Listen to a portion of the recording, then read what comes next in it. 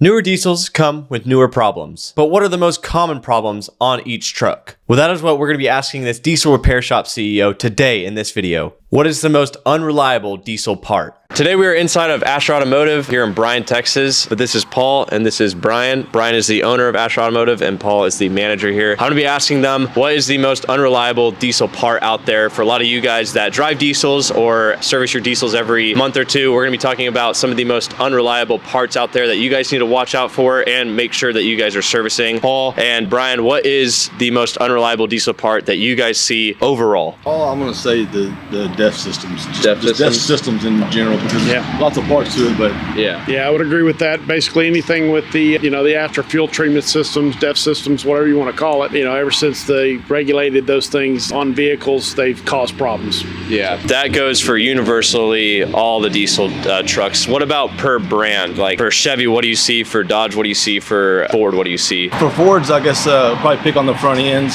suspension parts. For the Chevys, I'd say DEF pump tank heaters, a bunch of them. Injectors. The electrical systems on the injectors, they have lots of problems. On the Dodges, Oil leaks. oil leaks. Yeah. Oil leaks. Yeah, maybe some suspension as well, steering components. Fords and Dodges have a tendency to get that death wobble that everybody's heard and seen about, but Dodges are notorious for oil leaks. With the Dodge oil leak, talking about like crankcase filter usually causes that. There's a lot of people that just don't really know it's there. Yeah. I think know it's part of servicing. I think that's probably the major cause of all the oil leaks. Just to be honest with you, yes, sir. Yeah, just the Dodge. Yeah, it'll get clogged up, build up pressure, start to swell, and then it'll start forcing the crank seals to push their way out and cause those oil leaks we're talking about. So once that happens, like let's say somebody lets it go too far, they let it break the seal and everything like that, do you have to replace like the whole entire crankcase ventilation system, or do you just have to replace a filter? Now, Just the usually it's filter? just the filter, yeah. Okay. If you've let it go Gotcha. too far to where you've got those oil leaks we're talking about, then those seals will need to be Yeah. replaced. Okay, that's what kind of what I'm talking about is Yeah. like the seals and the And we've seen it to where it's the front seal sometimes, and other times it's the rear seal. I'm Yeah. going to say the rear seal is probably a little more prevalent. It also causes your oil pan to leak as Yeah. well. Just that it's that pressure that builds up. and how Anybody putting a upper oil pan on a Ford, they know that they should have changed that filter instead. Yeah. so it is the same problem as with the Fords as well. Yeah. So And for a filter that, if you want an OE filter, you're going to spend $450 to $500. Yeah. For an aftermarket filter, you can probably get away at a shop like ours for about $300. A lot of time, a lot of Yeah. effort, a lot of money. how often do you recommend somebody change their crankcase filter? Usually about every 40 to 50,000 miles. 40 to 50,000 miles. At Okay. least, yeah. Gotcha. That is kind of the one maintenance item that's forgotten about for a lot of people, correct? Yes. That maintenance item. What about, does Chevys have the same thing? Not really. They don't have they have a crankcase ventilation system, but it's not a filter that you can Gotcha. replace. It's more like a vent valve. Gotcha. That you replace, but usually it only gets replaced when it fails. So what is like the most forgotten maintenance item on a Chevy, like on a Duramax? I'm just going to go with fuel filters. Fuel filters, most Fuel likely. filters. Yeah. On the Chevys, we have a lot of still. I guess that's still an issue. Is the fuel filter.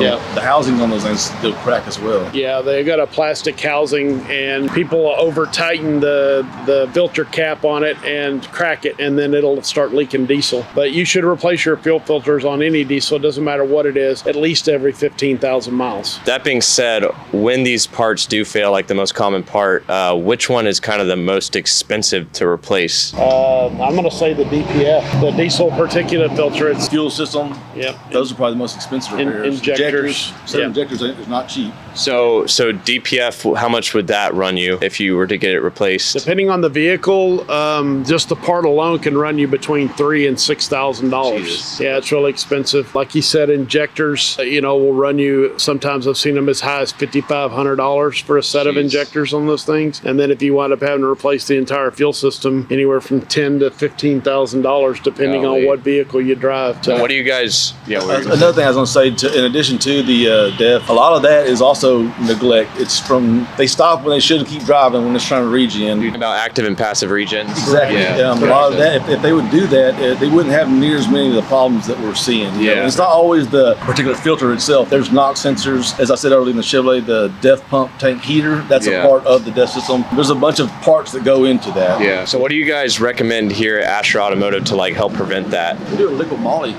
treatment. Gotcha. We believe in that. It works real well, And- especially for those guys who know they don't keep driving when they should and stop. Or they let it idle too long. Or you sit there and let it idle all day. Gotcha. That's just something they should actually put that in their service. Yeah. So y'all guys offer that here at Asher Automotive, and it can only kind of be done at a shop, right? Yeah. We have the tools to do it, so I don't think the regular public can do it without the spray tools. But we get a truck and get it to ambient. So usually let them sleep overnight.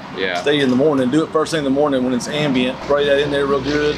Let it soak it up. When you clean it up, crank it up, it cleans it up pretty well. Yeah, it runs about $500 to do it here at our shop. It does include doing a manual regen on the vehicle after we're done. Between the chemicals, the labor, and the regen, that's where you get your pricing point there. Bryan said it's always better to bring it in the night before and let us kind of soak it down. Breaks up that packed up soot that's in the DPF so that we can, get the best clean that we're looking for. So and how often? So I have a lot of subscribers that reach out to me and like, oh, my DPF's failing. Like, what do I do? How often should they like clean it out to make sure that it doesn't fail? I would say 25 to 50,000 miles. I guess it kind of depends on how hard they're being on it. Correct. Most people don't even do it. Yes. But I think that 25,000 would probably be something good recommended. So if you're letting the vehicle idle a lot, and that's what we see is the biggest problems with these soot buildups, not doing the passive regens, you can have some really low mileage vehicles that are having a lot of these problems. So that's why the range is 25 to 50.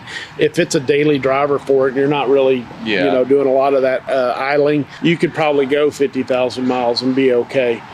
But like I said, it's a service that a lot of people, goes back to that earlier question you had, they don't even think about it. They don't even think they have to do it. They just get in there and drive their diesel down the road and don't realize they have all this extra things that they've got to be on the lookout for.